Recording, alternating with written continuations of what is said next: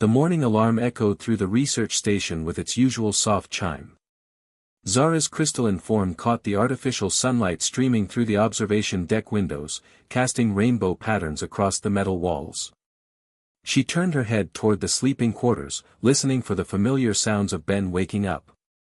There it was, the gentle rustle of fabric, followed by a soft yawn. Zara's chest plates shifted color from deep blue to warm amber, a sign of contentment among her people, the Villani. She had learned to love these small human sounds over the past 8 months since Ben joined the research team. Ben emerged from his quarters, running his fingers through his brown hair. His skin looked pale in the station's lighting, and Zara immediately noticed the slight shadows under his eyes. He had stayed up late again, working on calculations for their next research mission. "Good morning, Ben," Zara said, her voice carrying the musical quality that all Villani possessed. "You look tired. Did you sleep enough?" Ben smiled at her, that warm expression that always made her protective instincts flare. "I'm fine, Zara. Just excited about the mission briefing today." Zara studied his face with concern. Humans required exactly 8 hours of sleep for optimal function, according to her research. Ben's eyes showed signs of fatigue, and his movements seemed slower than usual. She made a mental note to monitor his rest schedule more carefully. The research station orbited Kepler-7, a massive gas giant that glowed with swirling clouds of orange and red. Their mission was to study the unique properties of the planet's 7 moons, each offering different scientific opportunities. Zara had been assigned to this project because her crystalline biology could withstand the intense radiation that surrounded the system. She watched Ben move through his morning routine with growing worry. He reached for a nutrition bar from the food dispenser, his movements careful and precise. To Zara, everything about Ben seemed delicate. His skin looked so thin compared to her crystal plates. His bones appeared fragile next to her solid mineral structure. Even his breathing seemed labored in the station's recycled atmosphere. "Ben," she said, moving closer to him, "perhaps you should rest more before we attend the briefing. Your energy levels seem low." Ben laughed, a sound that made Zara's plates warm to gold. "I appreciate your concern, but I promise I'm okay. Humans are tougher than we look." Zara tilted her head, unconvinced. She had studied 17 different alien species during her time at the Galactic Science Academy. Humans ranked near the bottom in terms of physical durability. Their home planet, Earth, was considered one of the most protected worlds in known space. No extreme temperatures, no toxic atmosphere, no dangerous radiation levels. It was a paradise world that had produced a paradise species. The briefing room filled with the research team as the station's day cycle continued. Dr. Kess, a Thalorian with 6 arms and thick green skin, led the meeting. His species was known for surviving in harsh desert conditions. Commander Vix represented the Zephyrians, whose metallic bodies could function in the vacuum of space without protection. "Today we discuss the Kepler-7c mission," Dr. Kess announced, his multiple hands working the holographic display. "The innermost moon shows readings we have never seen before. High energy signatures, unusual mineral formations, and radiation levels that challenge our equipment." Zara's attention focused completely when the radiation numbers appeared in the air. The levels were extreme, even by her standards. Her crystalline biology could absorb and process radiation that would kill most species instantly, but these readings pushed even her limits. "The mission requires a 2-day stay on the surface," Commander Vix added, his metallic voice echoing in the room. "Sample collection, equipment setup, and detailed geological surveys. Who volunteers?" Without hesitation, Ben raised his hand. "I volunteer for the mission." The room fell silent. Zara felt her chest plates shift to bright red, the Villani equivalent of alarm. "Ben, no," she said, louder than intended. "The radiation levels would be dangerous for you." Dr. Kess looked uncomfortable. "Ben, your enthusiasm is noted, but perhaps someone with more suitable biology should take this mission." "I understand the concerns," Ben replied, his voice calm and steady. But I have the most experience with geological surveys in this type of environment. My research on Europa and Titan gives me knowledge that could be crucial for this mission. Zara stood up quickly, her crystalline form creating small chiming sounds as her plates shifted. Ben, you cannot be serious.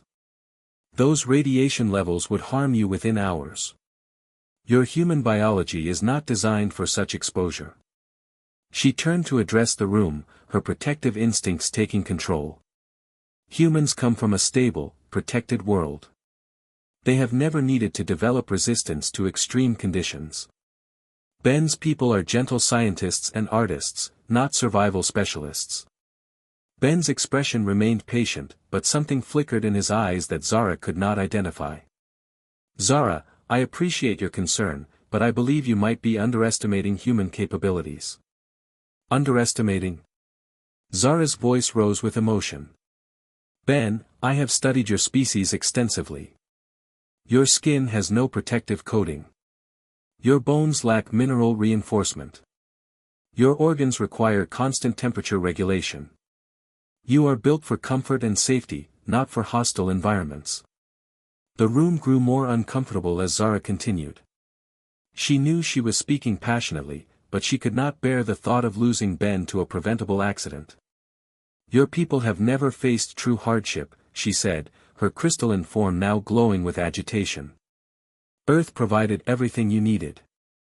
Food grew easily, the weather stayed mild, dangerous predators were few. You evolved in paradise, Ben. That is beautiful, but it makes you vulnerable in places like this. Ben listened to her words without anger, which only increased Zara's worry. His calm acceptance seemed like proof of his gentle nature. A truly strong species would argue back, would show aggression or dominance. Ben's patience looked like weakness to her eyes. I understand your perspective, Ben said finally. But I still believe I am the right choice for this mission. My research background and experience make me uniquely qualified. Dr. Kess looked between them uncomfortably. Perhaps we should consider other options. The Zephyrian mining robots could collect basic samples. No, Ben said firmly. Robots cannot make the kind of detailed observations this mission requires. We need someone who can adapt to unexpected situations, think creatively, and make real-time decisions based on scientific training. Commander Vix's metallic face showed skepticism. Adaptation requires survival first, Ben. These radiation levels would challenge my people, and we are designed for space environments. Zara felt desperate as she watched Ben maintain his position. She had seen this stubborn streak before, usually when he was solving complex mathematical problems or designing new experimental procedures. His determination was one of the qualities she loved about him, but now it terrified her. Ben, please, she said, moving closer to him.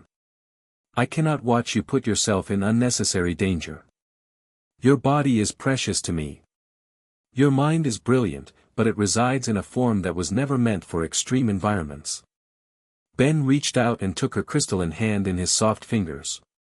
The gesture was gentle, loving, and to Zara, it highlighted exactly how fragile he was. His skin felt warm and vulnerable against her hard surface. Zara, I know you care about me, he said quietly. But I need you to trust my judgment on this. I have training and experience that you might not be aware of. What training could possibly prepare a human for those radiation levels, she asked, her voice breaking slightly. Your people learn music and literature and peaceful sciences. You do not train for survival in hostile environments because you have never needed to. The meeting continued for another hour, with various team members discussing technical details and safety protocols. Throughout the discussion, Zara watched Ben with growing anxiety. He took notes calmly, asked intelligent questions, and showed no sign of recognizing the danger he was volunteering for. When the meeting ended, Ben was officially assigned to the Kepler 7C mission. Despite protests from Zara and concerns from other team members, his expertise and determination had won the argument. The mission would launch in 3 days, giving time for equipment preparation and final safety briefings. As the team dispersed, Zara remained seated, staring at the radiation reading still glowing in the holographic display. Ben approached her, sitting down in the chair beside her. "Zara, I can see that you are worried," he said gently. "But I promise you, I am more capable than you realize." "How can you be?" she asked, turning to look at him. "Ben, your people have lived in safety for thousands of years. You have forgotten what real danger looks like. That is not your fault, but it makes this mission impossibly risky for you." Ben was quiet for a moment, considering her words. "What if I told you that humans might not be as fragile as you believe?"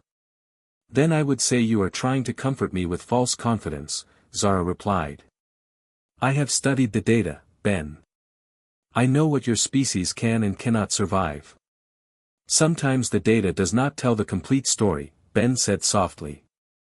Zara felt her chest plates shift to deep purple, the color of profound sadness among her people. "Ben, I love your optimism and your courage. But I also love your life, and I cannot bear the thought of losing you to prove a point about human strength that may not exist." Ben squeezed her crystalline hand gently. "Will you trust me, even if you do not understand?" Zara looked into his eyes and saw something she had never noticed before.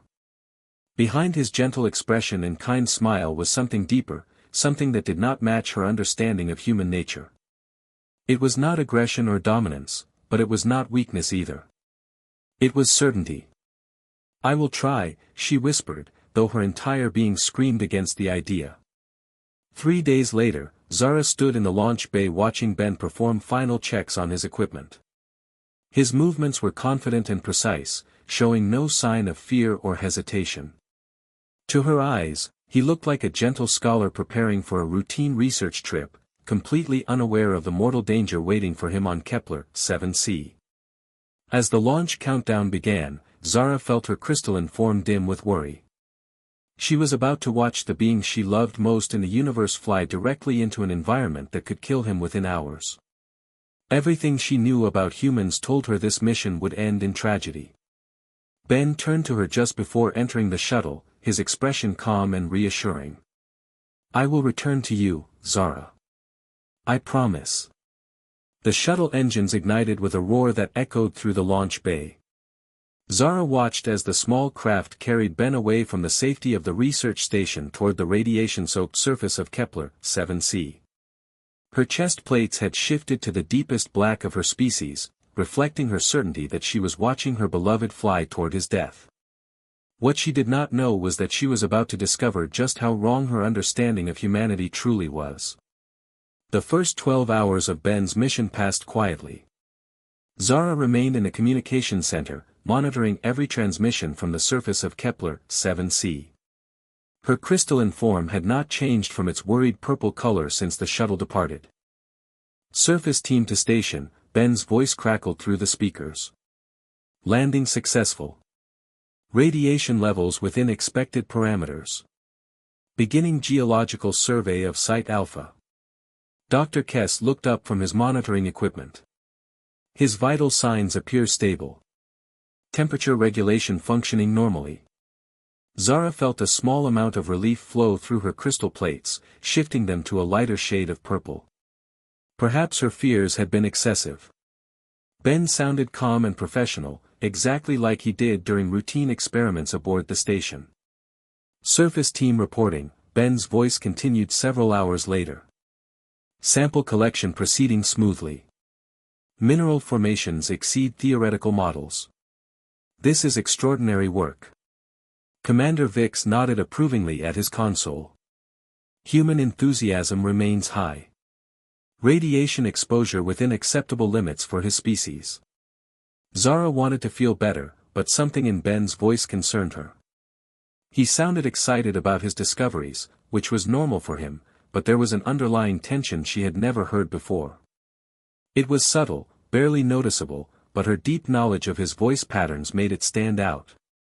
"Ben," she spoke into the communication system, "how do you feel physically? Any fatigue or discomfort?" "Feeling strong, Zara," Ben replied quickly. "The environmental suit is working perfectly. No problems to report." His response came too fast, Zara thought. Ben usually paused to consider questions about his health, taking time to assess his condition honestly. This immediate answer felt rehearsed, like he was hiding something. 18 hours into the mission, the first signs of trouble appeared. Dr. Kess frowned at his monitoring screen, tapping the display with one of his 6 fingers. Unusual solar activity detected, he announced to the communication center. Kepler-7 is showing increased energy output. Magnetic field fluctuations rising. Zara moved quickly to look over his shoulder at the data. The numbers showed concerning patterns, but nothing immediately dangerous. How will this affect the surface mission? Probably minimal impact, Commander Vic said, checking his own instruments. The planetary magnetic field should protect the moon from minor solar variations. But the variations were not minor. Within 2 hours, the monitoring equipment began showing dramatic changes in the star's behavior.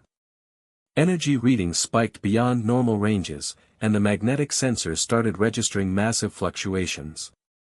Surface team, Dr. Kess called urgently into the communication system. We are detecting increased solar activity. Please monitor your radiation sensors and report any changes immediately. Static filled the communication channel for several long seconds before Ben's voice came through, weaker than before.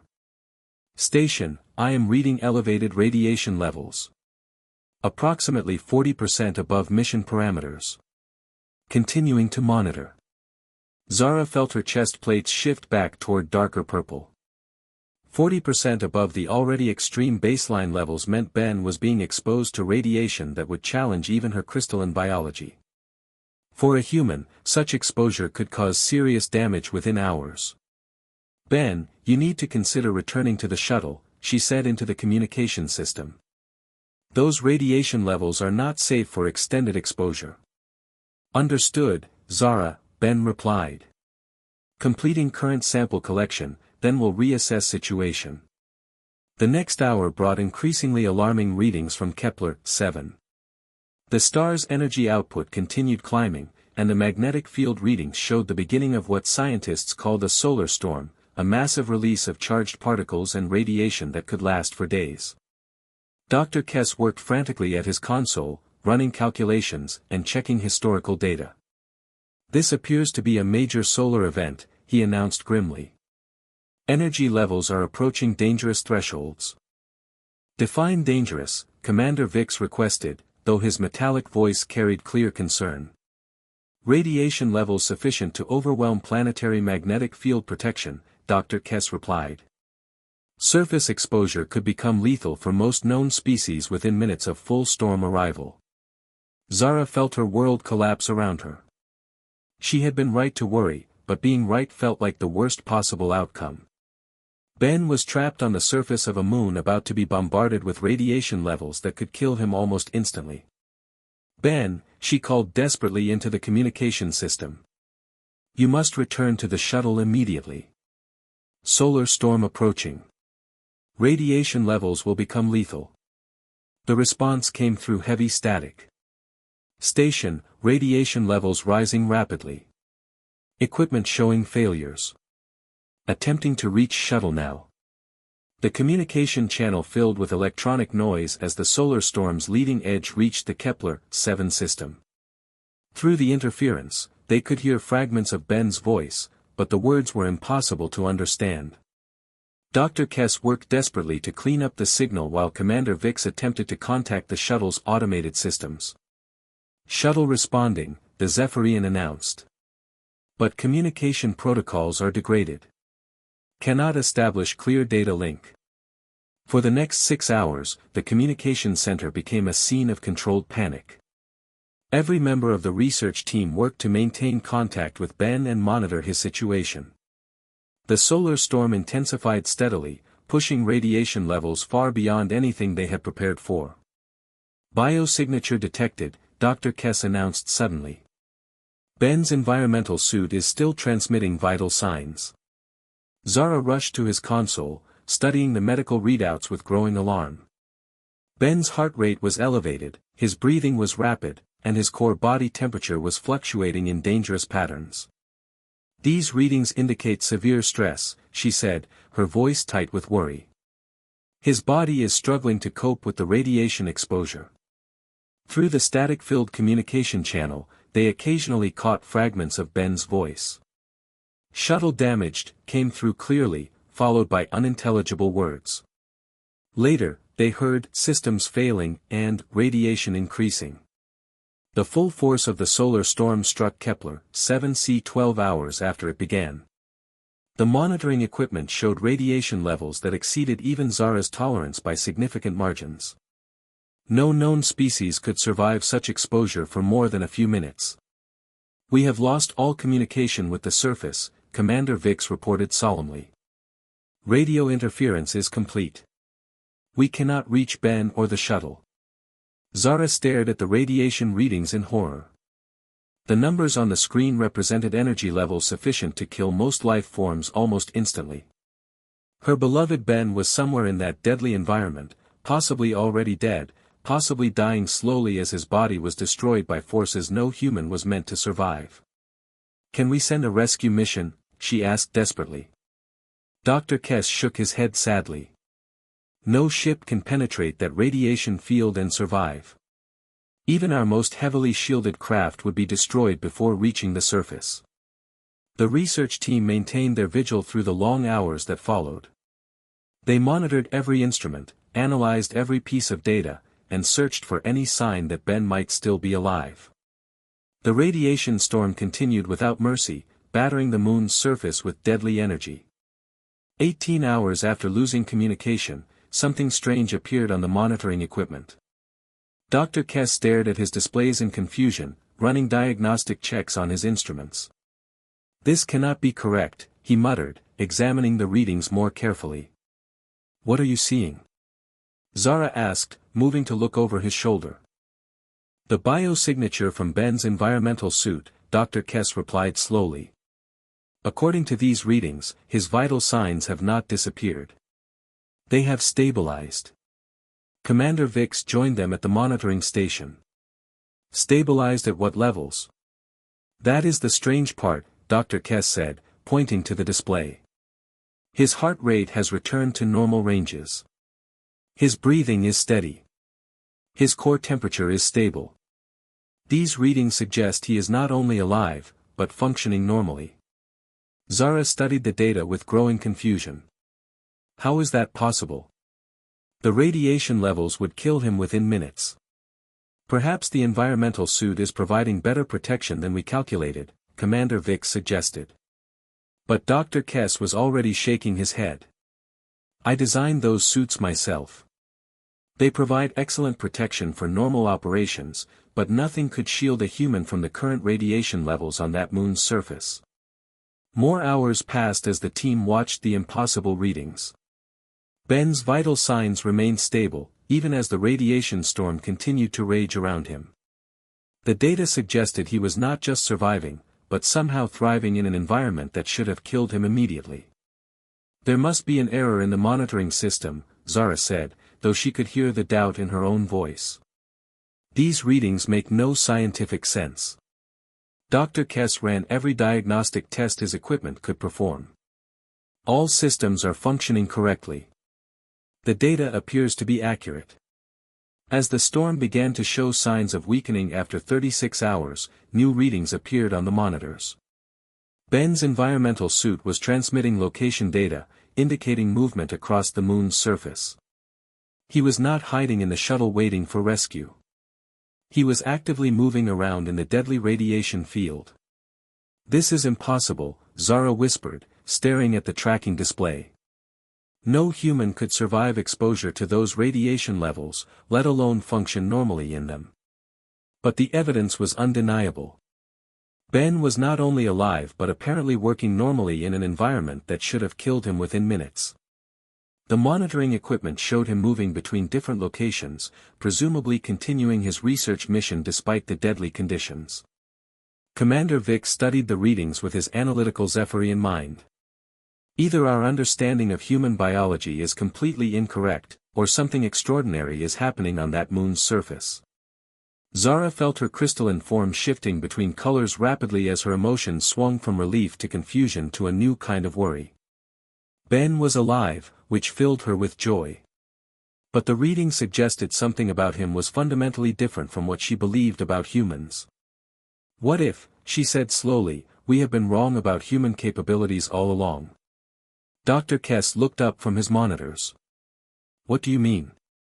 What if humans are not as fragile as we assumed?" Zara continued, her voice growing stronger.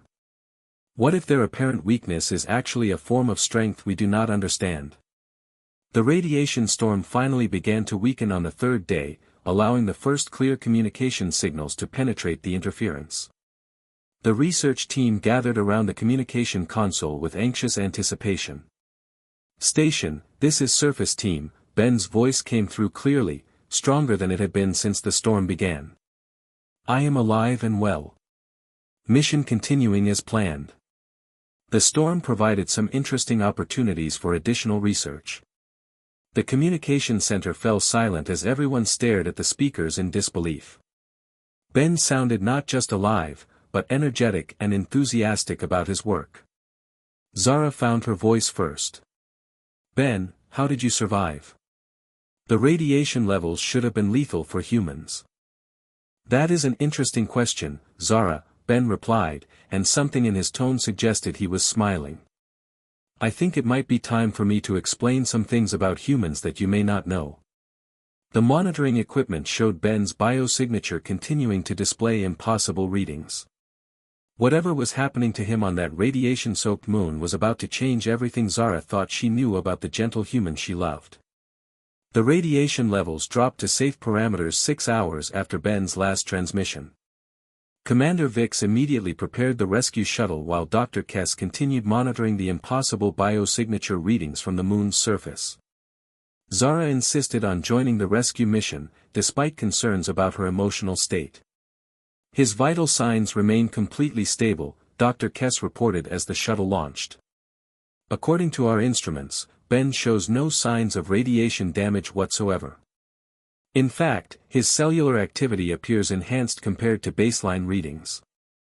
Zara stared out the shuttle's viewport at the scarred surface of Kepler 7c below them. The moon bore visible evidence of the radiation storm's fury. Crystalline formations that had stood for millions of years were now melted and reformed into new shapes. Even her own people would have struggled to survive what this moon had endured. The shuttle touched down near Ben's original landing site.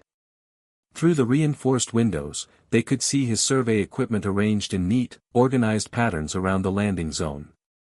Everything looked deliberately placed, as if someone had been working methodically despite the deadly conditions. There, Commander Vix pointed toward a rise in the terrain. Movement detected. A figure appeared over the small hill, walking with steady, confident steps. It was Ben, but something about him looked different. His environmental suit glowed faintly with an energy pattern none of them had seen before. He moved across the radiation-blasted landscape like he belonged there. As Ben approached the rescue shuttle, Zara could see his face through his helmet's transparent faceplate. He was smiling, completely relaxed and apparently unharmed. The impossibility of it made her crystalline form shift rapidly between colors of confusion and relief. Ben entered the shuttle's airlock and began the decontamination process. When the inner door opened and he removed his helmet, Zara gasped audibly. His skin had a subtle luminescent quality, as if lit from within. His eyes were brighter than she remembered, and there was something fundamentally different about his entire presence. "Hello everyone," Ben said cheerfully. "I hope you did not worry too much. The storm was actually quite fascinating from a scientific perspective." Dr. Kess immediately began scanning Ben with every medical instrument available on the shuttle. "Ben, we need to check for radiation poisoning. The exposure levels you experienced should have caused severe cellular damage." "Go ahead and scan," Ben replied, sitting calmly while Dr. Kess worked. "But I think you will find the results interesting." The medical scanner displayed data that made Dr. Kess step backward in shock. "This cannot be accurate. According to these readings, your cellular structure has not been damaged by radiation exposure. It has been enhanced by it. Commander Vix moved closer to examine the medical data. Enhanced how? His cellular regeneration rate has increased by 300%, Dr. Kess read from the scanner. His immune system is operating at levels far above human norms. His muscle density has improved significantly. These readings suggest he is healthier now than when he left the station. Zara found her voice at last. Ben, what happened to you down there? How did you survive radiation levels that should have killed you in minutes? Ben looked at her with gentle understanding, the same kind expression she had always known, but now supported by something much stronger than she had ever imagined. Zara, I need to tell you some things about humans that you have not learned from your research. Things that most humans themselves do not fully understand until we face extreme situations. He settled into his seat as the shuttle began its journey back to the research station. You studied human civilization and concluded that we are fragile because we come from a protected world. But you made an error in your analysis. You looked at what Earth became after humans evolved, not what Earth was like while we were evolving. Dr. Kess continued monitoring his medical scanners while Ben spoke, fascination replacing alarm in his expression. Earth was not always the peaceful paradise you described, Ben continued. For millions of years, it was one of the most dangerous worlds imaginable. Massive climate changes that killed most life forms. Asteroid impacts that covered the planet in darkness for years. Volcanic eruptions that poisoned the atmosphere. Ice ages that turned most of the planet into frozen wasteland. Zara listened with growing amazement. Her research had focused on modern Earth, not its ancient history. Other species evolved to thrive in specific environments, Ben explained. They became perfectly adapted to their worlds, but only to their worlds. Humans evolved to survive anything. We lived through disasters that wiped out entire ecosystems. We adapted to ice ages, heat waves, radiation from cosmic events, toxic atmosphere changes, and food shortages that lasted for generations. Commander Vix looked up from the shuttle's navigation controls. You are saying humans evolved specifically for survival rather than for optimization? Exactly, Ben replied. We are not the strongest or the fastest or the most intelligent species in the galaxy. But we are the most adaptable. Our bodies contain dormant genetic sequences developed over millions of years of surviving impossible conditions. Ben rolled up his sleeve to show them his arm. The skin glowed faintly with the same inner light they had noticed on his face. The radiation exposure down there triggered some of those dormant sequences. My cellular structure adapted to process and use radiation as an energy source rather than being damaged by it. Dr. Kess stared at the medical readings in fascination. Your body converted lethal radiation into biological energy. That should be impossible. Impossible for most species, Ben agreed. But humans developed this capability over millions of years of surviving cosmic radiation events. Solar flares, gamma-ray bursts, nearby supernova explosions. Our ancestors lived through all of it and passed on the genetic tools for adaptation. Zara felt her understanding of everything shifting like continental plates. But humans seem so gentle, so peaceful. You never show aggression or dominance behavior. Ben reached out and took her crystalline hand in his. That is exactly my point, Zara. We survived so much, faced so many extinction events, that we learned something other species have not. True strength does not need to prove itself through aggression. When you know you can survive anything the universe throws at you, you can afford to be gentle. The shuttle docked with the research station, but none of them moved to leave immediately. Ben's explanation had changed their understanding of humanity so fundamentally that they needed time to process the implications. The kindness you see in humans, Ben continued, comes from ultimate confidence, not weakness. We know we are survivors. We have genetic memory of overcoming every challenge nature could create. So we choose to be peaceful, to be caring, to be gentle with other species. Commander Vic spoke slowly, working through the logical implications. Your apparent fragility is actually a form of camouflage. You appear harmless because you are so secure in your survival capabilities that you do not need to appear threatening. Not camouflage exactly, Ben corrected. We genuinely prefer peace and cooperation. But yes, our gentleness comes from strength, not weakness. Dr. Kess was still studying his medical scans with amazement. The genetic sequences that activated in your system during the radiation exposure, do all humans carry them? Every human carries the complete survival genetic library of our species, Ben confirmed. Most of us never face conditions extreme enough to activate these sequences. We live comfortable lives on peaceful worlds and never discover what we are truly capable of surviving. Zara looked at Ben with new eyes, seeing past the gentle exterior to the incredible survivor beneath. You knew this about yourself when you volunteered for the mission. I suspected it, Ben admitted. Human history includes stories of people surviving impossible conditions. Extreme cold, extreme heat, radiation exposure, toxic environments. The stories are often dismissed as legends, but they reflect real genetic capabilities that activate under pressure. They finally left the shuttle and returned to the research station's main laboratory. Ben submitted to extensive medical testing while Dr. Kess and Commander Vix documented the extraordinary changes in his biology. Your cellular structure now shows resistance to radiation levels that would challenge even Zephyrian technology, Commander Vix reported.